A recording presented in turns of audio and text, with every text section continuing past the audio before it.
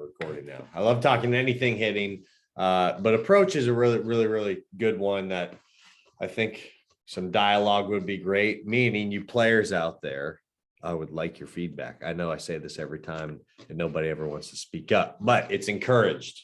I'm going to keep saying it every single webinar. So now let me preface this by saying, hitting approach, there's a lot of opinions involved in hitting approach. You talk to every single major leaguer has a different approach. I watched a video today just preparing for this of Mike Trout talking about his approach. And this is Mike Trout's approach. I just think middle. Okay.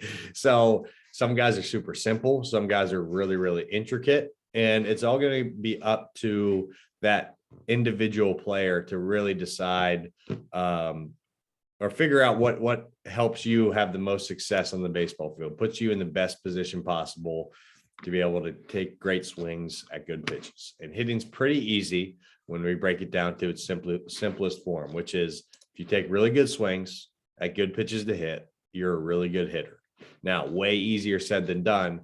But what we're going to talk about tonight is kind of how we can get your mind into a place where you're making good decisions, you're being aggressive, and you're taking good swings at pitches that you can drive.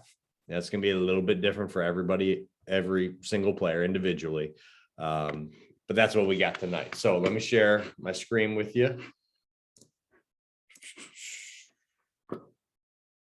And let's get rolling. So put in the comments if you can't see this slideshow, but I think it should be good. So, all right, we're talking approach. Now, what is a hitting approach? Hitting approach is a plan you form for a particular at bat. Okay. Factors that are going to impact that approach or that plan: your strengths, your weaknesses, the pitcher strengths and weaknesses, pitcher tendencies, and game situation.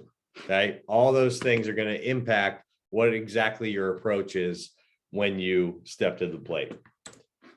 Okay. So there's 3 different ways that you get out in baseball. This is kind of something I came up with, and it pretty much covers it all. Number 1, the pitcher gets you out. Okay. For example, the pitcher makes 3 perfect pitches in your at bat that you just can't handle, and he gets you out. Okay. That's very rare. I would argue that hardly ever happens until you get to the big leagues. Hardly ever. It definitely rarely happens in travel ball or high school baseball. Pitchers just aren't mature enough or advanced enough to repeat 3 pitches in a row that you can't touch. There are a couple out there that can do that, but not many. Okay. Number 2, you get yourself out. You stepped up to the plate with a plan and swung at a pitch completely out of your plan. Okay. I was a victim of this a lot early in my career until I started to mature, right? I couldn't handle pitches on the inner third very well, especially with velocity, but I kept swinging at them over and over again, early in counts. I'm looking away. I get a pitch in, I jam myself, hit a little nubber over to the shortstop, and then I come back to the dugout thinking the pitcher made a really good pitch and got me out. No, I strayed from my approach, and this is what we're going to be talking about a lot tonight. I strayed from my approach, swung in a pitch that I wasn't going to hit very hard, and that's on me, not on the pitcher. Okay, and I'm all about giving credit where credit is due, but we need to be able to be honest with ourselves and figure out when the pitcher got us out or when we got ourselves out. If we can eliminate getting yourself out, then again, you're going to be a really good hitter. Okay. And then the third way you get out in baseball is baseball got you out. You did everything perfect, stuck to a plan, took a great swing at a good pitch to hit. You hit it on the screws. Somebody catches it. Okay. That's baseball, but that's a W for you. That's a win for you. You did everything right. You were controlling what you can control. You made a great decision, took a great swing, and you know what? Baseball got you out. And that's why we focus on quality at bats a lot in US Elite, not necessarily batting average. There's value to batting average, but when we're talking about development and we're talking about what you need to be focusing on, it's those quality at bats. Because if you do everything right and you hit one on the screws and you still get out, in quality at bat terms, your quality at bat percentage goes up. That's good. batting average terms, it goes down, even though you did everything right. Can't control that. So if we can eliminate you getting yourself out as much as possible, everybody's going to get their self out. They're going to make a bad decision on a pitch and, a 1-0 slider and stick our butt out and hit it off the end. That's going to happen sometimes. But the more we can eliminate that, the better off we're going to be. Okay. And as I said, when we started, everyone's approach is going to be slightly different. Okay. There's probably not two players in the major leagues that have the exact same approach. There are hitters that are similar. Okay. But certain hitters handle certain pitches better. Handle outside pitches better. Some guys handle inside pitches better. It just depends on who you are as an individual and where your skills are at. Okay. So your skills and strengths are going to determine your approach. Okay. And you can see here, as I kind of just said, a true power hitter that wants to hit something on the inside part of the plate is going to be different than like a slap guy that wants pitches on the outside part of the plate. Okay. Every time we step up to the plate we need to step up with the approach that gives you the best chance of success until that pitcher proves that he's going to do something consistently that is going to make you change that approach. Okay. So when we're talking about tendencies, okay, we always need to be looking for tendencies from a pitcher. Now, any guys that are on this call, and I see a couple on here that are pitchers and really, really good pitchers, this is kind of valuable information for you too. Okay. So from a pitching perspective, you can kind of think about this from what pitches you're throwing, from perspective of what pitches you're throwing or how you're attacking hitters. Okay. But in most travel ball bats, you've never seen that pitcher before. You don't know who he is. You never faced him before. And guess what? He doesn't know who you are either. So our approach in those at bats, when we know relatively nothing about that pitcher, is going to be predominantly based off of your strengths. Okay. So we don't have that scouting report like they do in college or pro ball that gives you really strong tendencies of what that pitcher does. And then you form your approach based off that. All we know is what his velocity is. We've seen him in warmups, what his breaking ball looks like. So our approach will be based 80% off your strengths, what you kind of want to hit, what you handle the best, and then 20% off what that pitcher has shown, probably just in warmups as far as your first at bat goes. Okay. For example, let's say he has high velocity. Okay. Good command, misses up, can't throw off speed for strikes, etc. So we can look at his warmups and kind of tell what works well for him, what doesn't, what pitches are good, what's not. So we will factor that in for approach. But when we don't know anything about him, it's going to be 80% of what your strengths are and what you're going to handle the best. Excuse me. All right. But as the game goes on, you need to adjust your approach based on how that pitcher has shown that he's going to attack hitters. So that's why it is so incredibly important to be paying attention when your teammates are up to bat. And I know at younger ages in amateur baseball, that's not the normal thing to do. That's not the common thing to do, but we're here to be uncommon, right? So, in college, professional baseball, every single pitch that opposing pitcher throws is charted. And then all our hitters are coming back. Number one, they're watching at bats. They're paying attention to their teammates at bats, even when they're hitting eighth and the leadoff guy's on, or excuse me, up the bat. So we're paying attention. We're charting pitches so that we can look at that chart and see that every 1-1 count, he throws a slider. So that's how we're going to adjust our approach based on how that pitcher's throwing. Some guys just live with a sinker, right? And then they'll throw sinkers under your hand. When he gets ahead, he goes slider away.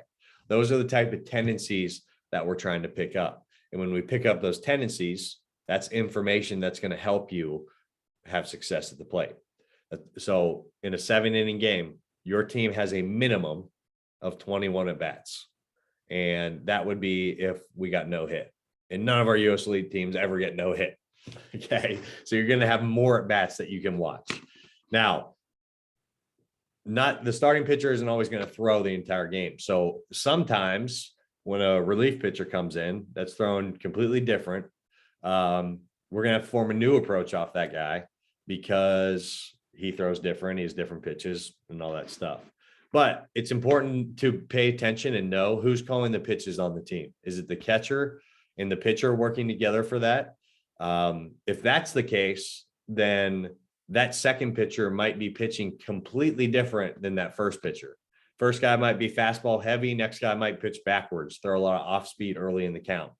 But if the coach is calling the pitches, he's probably in from what I've seen, especially in travel baseball, when the coach is calling pitches, they're typically going to stick to the same MO, method of operation. Okay.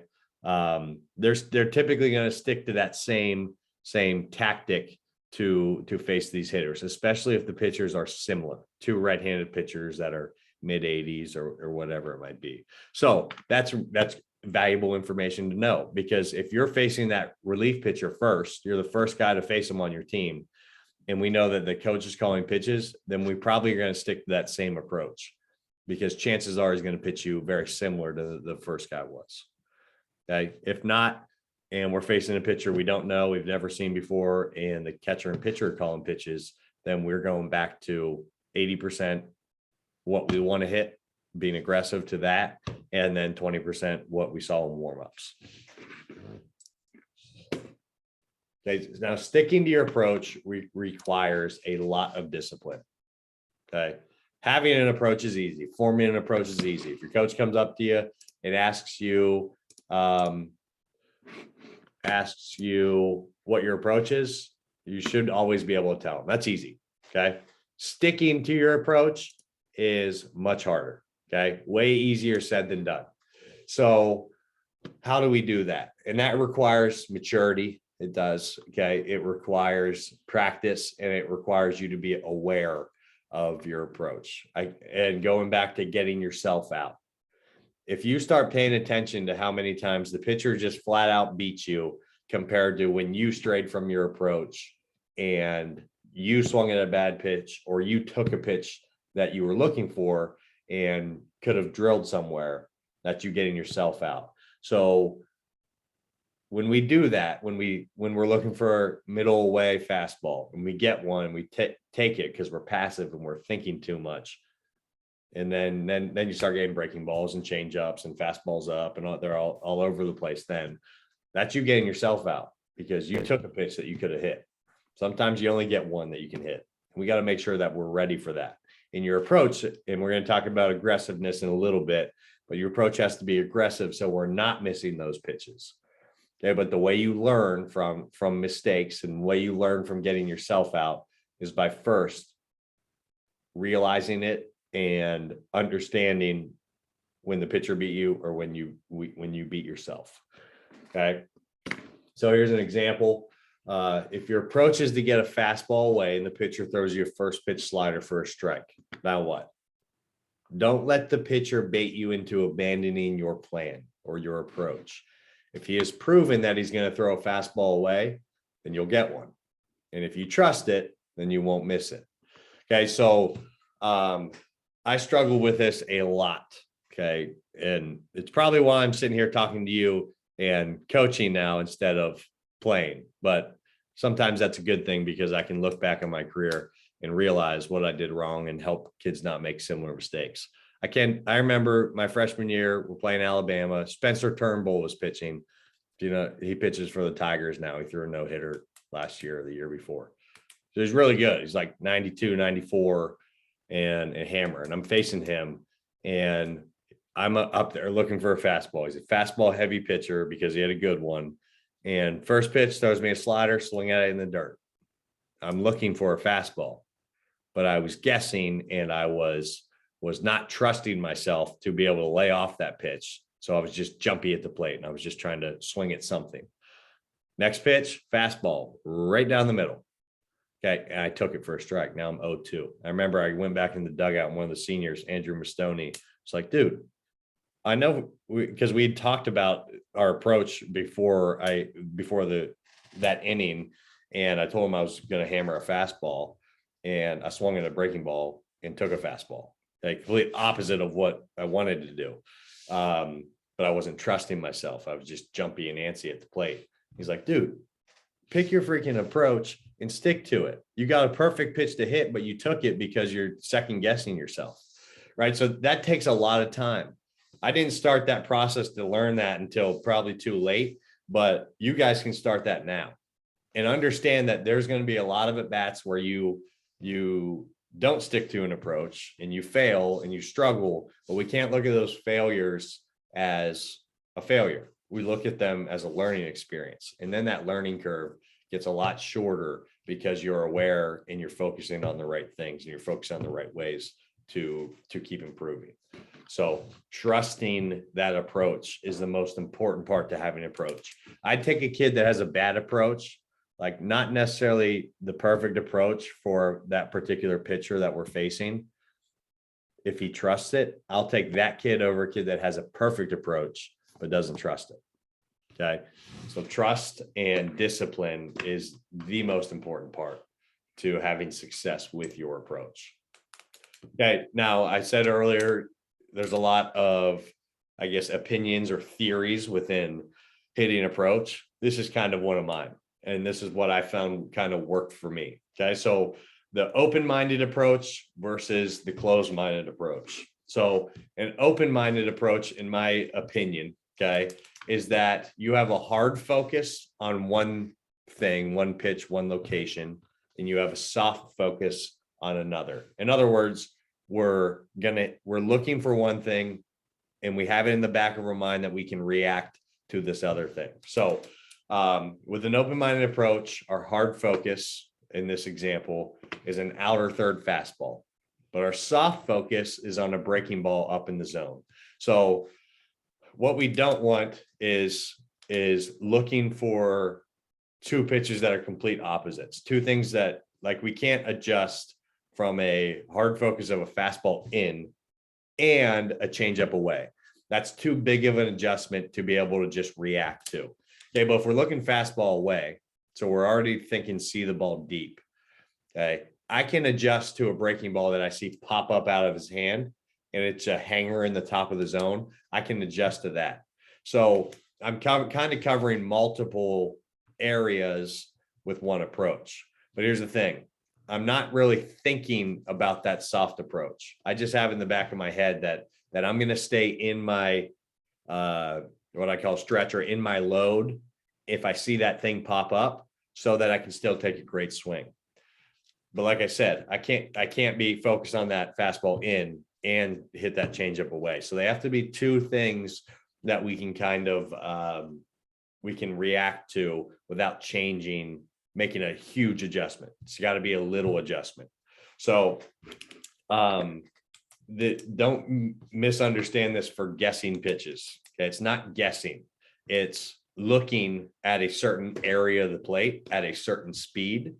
And then typically when we see that breaking ball jump up out of the hand, we can adjust to that. So why do most guys think opposite field? Okay, I would say most approaches, they're either thinking middle of the field to that backside gap in the outfield. Okay, the reason that is because when we're thinking backside, we're thinking opposite field, where our swing mechanics are lining up to that inside part of the ball. Right? If we're thinking hook this ball or pull this ball, I want one on the inside corner, and we get an outside pitch, it's going to be almost impossible for you to be able to see that deep and stay through that inside part of the ball. So typically, for most hitters, some guys don't hit the opposite field well. Some guys, their value to their team isn't hitting the ball opposite field, it's pulling the ball. But for most guys, and I would say what I would advise almost all of my high school age or younger hitters to do is be looking away, because we can adjust in way easier than we can adjust out. Okay. So that's that on open-minded approach. Okay. A closed-minded approach would be guessing pitches, a one pitch mentality. Okay. There are absolutely big leaguers that do this. Okay. But it's incredibly difficult. And I'd argue that those guys have high power numbers, but also high strikeout numbers. And some guys get paid to do that. They get paid to hit 40 bombs and strike out 160 times. Okay. That's their job on their team. Some of you on here, that might be your job on the team. I don't think we have that many guys in our organization that would be that true of a power hitter that they can do that.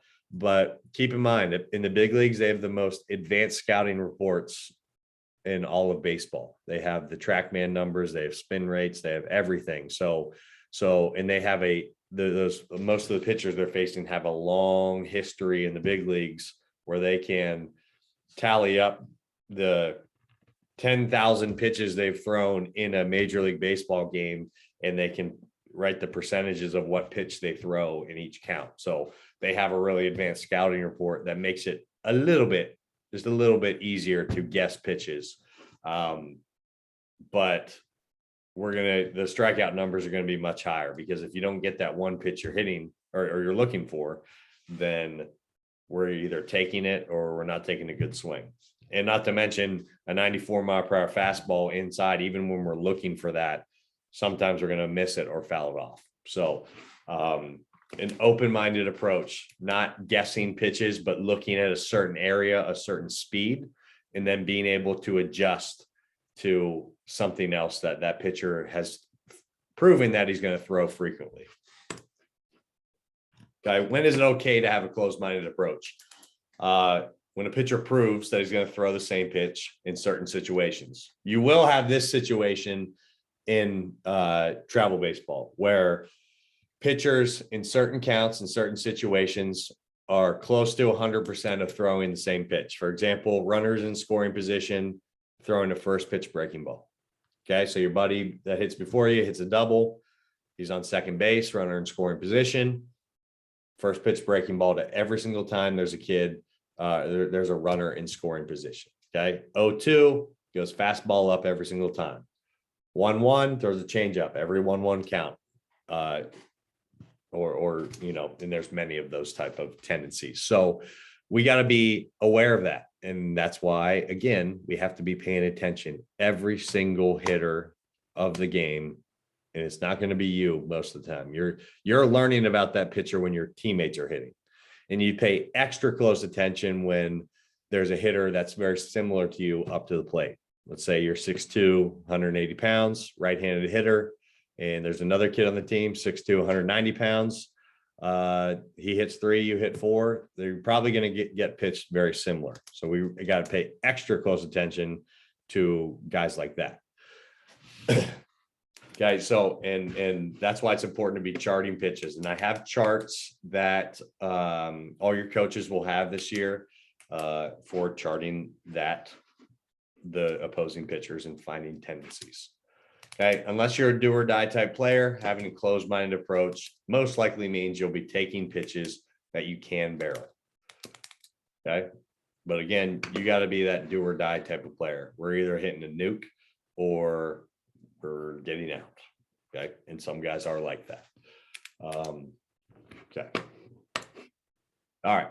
The plate's 6 baseballs wide.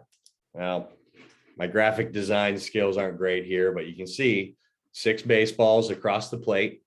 Okay, if we break this up into third, so think of the ball in the inside corner as 1, and the ball in the outside corner is 6. So for a right-handed hitter here, we have 1, 2, 3, 4, 5, 6. And we're going to talk here in a second about how we can train. And I actually place balls on the plate like this for my hitters that I'm working with, so we can kind of train approach. But if we think of it like this and we just split that plate up, it becomes a lot simpler. Rather than trying to cover all 6 balls, if there's a pitcher that is throwing almost all fastballs away, we can pretty much eliminate 1 and 2. If he throws it in there, it's probably an accident.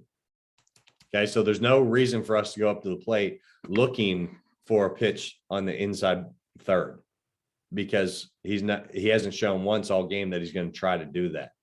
So some guys will do that, but you got to make him prove that he's going to do that before we go up there looking for that. Okay. And I'm sure you guys have heard this before, but one of my old coaches used to say, look for what you're going to get, not for what you want. Okay.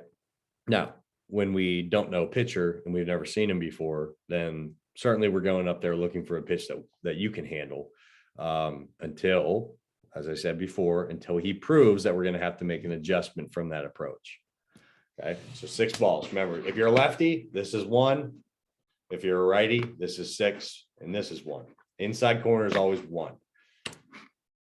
Okay. Aggressiveness. This is a huge factor in having success as a baseball player, specifically as a hitter, really as a pitcher as well. Okay. So being aggressive doesn't mean that you're aggressively swinging at any pitch that touches the plate. It means that we're aggressive to the pitches that we can hit hard based on your individual strengths and skills. So taking it, if we hit the ball opposite field really well, so like a 4, 5, or 6, those are the pitches we handle the best. And he throws you a first pitch fastball, a 1 inside corner, and you take that, that's a good take. If you swung at that and jammed yourself when you were looking 4, 5, 6, then you got yourself out. Okay. And that's what I'm talking about, understanding when you get yourself out compared to when the pitcher gets you out. Okay. So aggressive means that you're taking great swings at pitches that you can drive, AKA pitches that fall into your approach. For example, you're looking for a fastball center cut, 2, 3, 4, 5. Now I know that's kind of vague, but when we're thinking middle of the field, we can hit 2, 3, 4, 5, drive it straight back up the middle. That would be what I would call center cut. Okay. If that pitcher throws a fastball that touches 3, 4, 5, you're ready for it and you take a great swing. That's called being aggressive. If it's a 1 or a 6, you take it. So what? Make that pitcher repeat that, throwing a 1 or a 6. I bet you he can't. Okay. That has to be our mentality, because like I said, if you go up there with mentality, like there's no pitcher that's just going to throw 3 perfect pitches and beat me. I'm going to get that pitch that I can drive. You'll get it. But if you are not trusting yourself and you're just trying to put a ball in play and we're swinging at pitches that aren't good ones to drive or put a barrel on, then you're going to be getting yourself out more often. And not to mention, we're second guessing ourselves. We're thinking we're probably taking more pitches that we can drive as well. Okay. And what aggressiveness will do for you and your team. So the energy meter. Okay. I talked about the energy meter in one of our podcasts a while back, I think in December. Okay. Think of the energy on your team as a meter. Everything you do either adds or takes away from that team energy. In other words, momentum. Good energy on a team is momentum. Bad energy on a team is the opposite of momentum. We're just not doing anything right. Okay. Great swings give your team energy 100%. Regardless of outcome of that at bat, if you're swinging with authority and you're taking great swings, and even if you don't even put the ball in play, you strike out, but you're fouling balls straight back, just missing balls, then that gives your team energy. Okay. That shows the other team, the other pitcher, that you guys are here to play, that they're just barely getting by right now. And chances are, if we keep taking swings like that, we're going to start driving balls. Okay. Passive swings and the bats take energy away.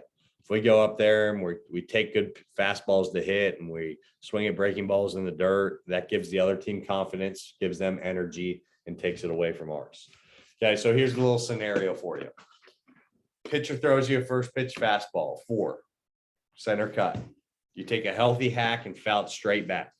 Everyone in the ballpark knows that pitch was about 3 millimeters away from being launched, including the pitcher. Do you think he's comfortable throwing another pitch over the middle of the plate? Absolutely not. So he's going to try to pick at the corners, which means he's going to throw more balls.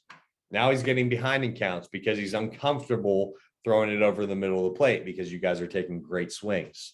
Now it's 1-0. Now it's 2-0. Now what pitch do you think you're going to get? Exactly what you want. Another fastball at 4, middle of the plate. Okay. So that's 100% accurate. And I figured this out because I noticed that the best hitters that I ever played with and the best players that I've watched, they always get good pitches to hit, and they're always ahead in counts. How's that possible? I'm 0-2 every single count, but so-and-so is 2-0 every single count. Well, chances are, because he's taking great swings, the pitcher doesn't want to throw one over the middle of the plate. So he's trying to be nitpicky at the corners. And now now instead of being comfortable just getting ahead, throwing strikes, now he's getting behind them. Now he's 2-0, and now he has to throw one over the middle of the plate. And now that ball gets hammered just because his approach, particular kid is trusting his approach and taking great swings. And because of that, he's getting ahead in more counts, and he's getting better pitches to hit. Right. So that is the essence of trusting your approach, not swinging at pitches we can't hit, but taking great swings at the ones that we can. And that throws everything in your favor. That's what I would call controlling your at bat, opposed to the pitcher controlling your at bat. Now, from a pitching perspective, for all you pitchers out there, we cannot try to nitpick or pitch around hitters just because they take great swings. We have to keep attacking them. We might have to mix our speeds up more, but we have to get ahead of them. And if we're uncomfortable throwing over the middle of the plate and we can't locate that outside corner, the umpire's not giving you outside corner or whatever, and we're getting behind, that's when things start to spiral and those hitters start having more success off of you. So from a hitting perspective, we always have to be super aggressive to those pitches that we can hit. From a pitching perspective, we can't be passive. We have to be aggressive and attack hitters and try to get ahead of them. Okay. And that's the game that you're playing as a hitter and as a pitcher all the time. And that game gets even more fun as you get older and you get to college or professional baseball, because the pitchers are really, really good and the hitters are really, really good. And that little chess game or cat and mouse game, that to me was always the fun part of baseball. And sometimes it's not fun at all because you're struggling and you're not trusting your approach and the pitchers are just dominating you. That happens. But learning how to get out of that funk and get back in it, that's where it gets really, really fun. So and it all comes back to approach and mentality. Okay. And how do we train approach? Okay. Create scenarios in the cage that force you to commit to a certain part of the plate or a certain pitch. Okay. So set up 6 balls across the plate, just like that picture that I showed you. Okay. Just set up 6 balls like that. Then when you're hitting BP, focus on taking rounds where you're focusing on a certain part of that plate and you take everything else. Okay. Now it might not be the exact approach that you'd want in the game, but you're learning how to laser focus on a certain pitch, a certain part of the plate, and then spit on everything else. Okay. That translates to the game. Just going in the cage and coach throwing it right down the middle every single time and taking great swings. That has value. Don't get me wrong. The value in that is we get you feeling good. When you're feeling good, you're confident. And when you're confident, you trust your approach better. Okay. So there's value in that. But as far as a drill that's going to translate directly into improving your approach to the game and having success, I don't think there's any better that I've found than this, unless you have one of those home plate machines that mixes fastballs and breaking balls. So if you guys have one of those, put in the comments if you have a home plate machine. They're like 15 grand. I can't afford one yet, but they're pretty cool. So, and understand in these type of drills, they're difficult drills. They're tough. Okay. You're going to fail and that's perfectly fine. That's how you learn. Do it often. You'll build trust in your eyes and decision-making, which is going to translate to in-game performance. Okay. So those type of drills, and I would recommend almost all of you do this, set up 6 balls. I always start with my players. If I set up 6 balls, every ball they hit, they have to tell me which ball that pitch crossed. That helps build awareness of the strike zone, which is huge. Okay. Because think about it. When we hit a ball, we're not looking to see where it's crossing the plate. We're feeling that strike zone. So that's like a skill or something you have to develop. In doing drills like this, it helps you develop that. So I always start just normal BP. They have to tell me what ball was crossing. what part of the plate it was. 1, 2, 3, 4, 5, 6.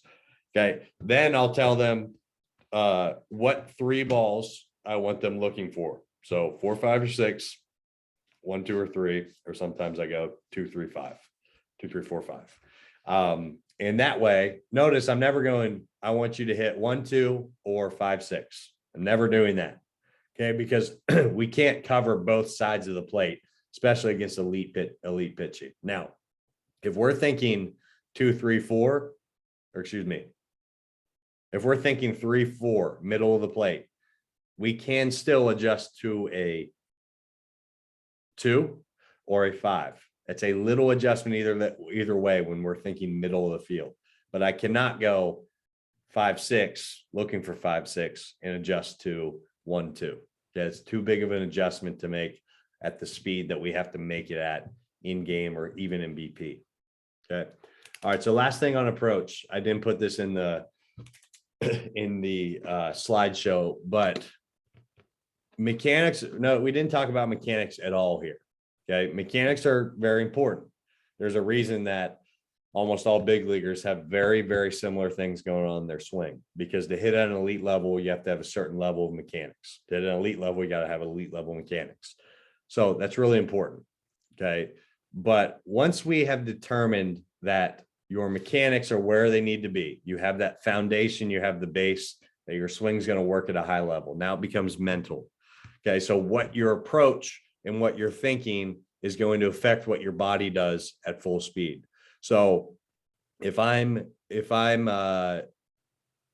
obviously a good swing is inside out. We're hitting the inside part of the ball. We're driving the ball to right center as a right-hand hitter, opposite field.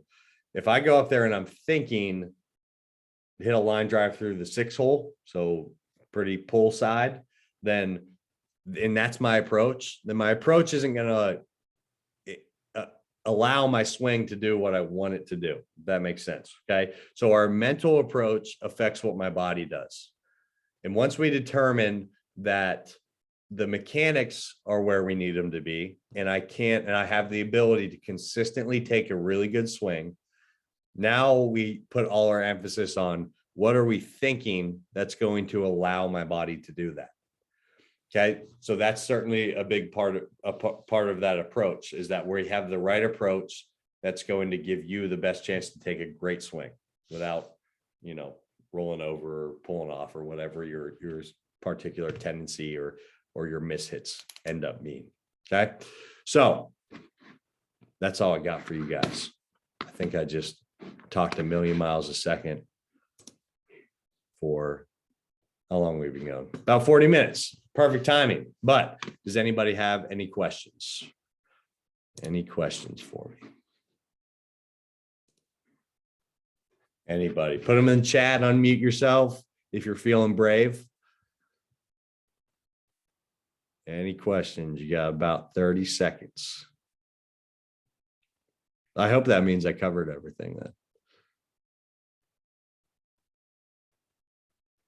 Good deal. So if there's one area as an organization that I'd say we have to improve more at, it's that approach, and particularly aggressiveness. And that just comes back to trust. When you trust yourself, you're aggressive and you take really good swings at good pitches to hit. Okay. But last thing that I want to leave you guys with, I want you to start thinking every at bat that you have. I know you can't see my slideshow here anymore, but every at bat that you have, I want you, and regardless of every time you get out, okay, I want you to be able to tell yourself if the pitcher got you out, if you got yourself out, or if baseball got you out. Okay, so if you step up to the plate and you take a first pitch fastball right down the middle, and then that pitcher makes 2 more great pitches after that you couldn't touch. Pitcher didn't get you out. You got yourself out because you took a really good pitch to hit early in that at bat, because you weren't aggressive enough.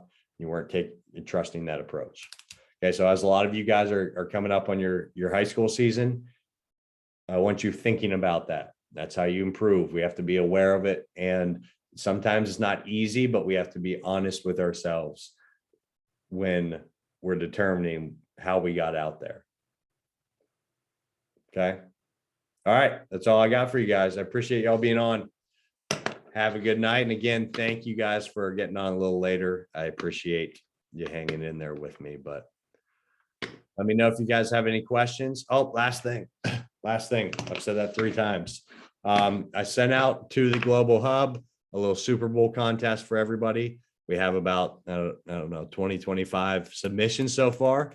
There are going to be prizes for the players, if any players guess the winner and the score of the game. I know that's not easy, but the prize will be pretty cool. And then there's going to be a team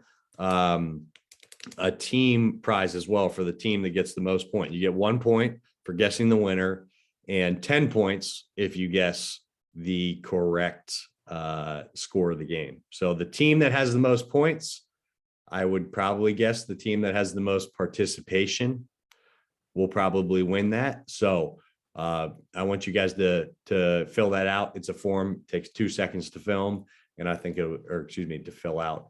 And then I think that'll be pretty fun. So check the Global Hub for that as well. And the link for that form for you to fill out is in there. So please fill that out.